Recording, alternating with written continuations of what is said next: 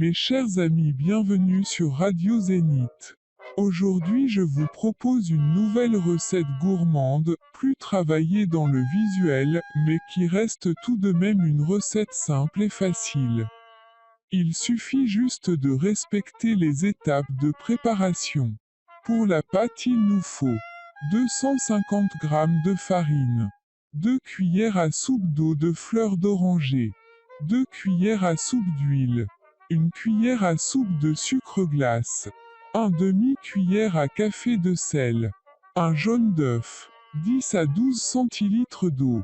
Pour la farce aux amandes, nous avons besoin de 400 g d'amandes fraîchement mondées, 200 g de sucre semoule, 1 cuillère à café de cannelle, 2 cuillères à soupe d'eau de fleur d'oranger, 3 pincées de gomme arabique pilée avec un peu de sucre, 50 g de beurre. Dans un récipient, déposez la farine, le sel, l'huile, le sucre glace, le jaune d'œuf et l'eau de fleur d'oranger. Ajoutez l'eau en travaillant le mélange pour obtenir une pâte homogène. Pétrir la pâte pendant 10 minutes pour la détendre et l'assouplir. Divisez la pâte en boules et les envelopper de film alimentaire et les laisser reposer au moins 2 heures pour bien détendre la pâte. Dans un bol, mélangez les amandes mondées avec le sucre semoule. Passez le mélange au hachoir 2 à 3 fois pour obtenir une pâte d'amande lisse et grasse.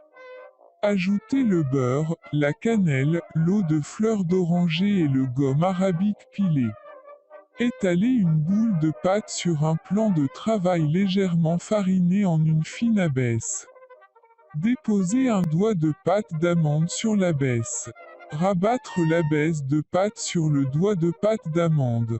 Pincez les bords et faire adhérer l'abaisse de pâte à la pâte d'amande en lui donnant une forme de demi-lune. Découpez la corne de gazelle à la roulette dentelée, recommencez jusqu'à épuisement des ingrédients.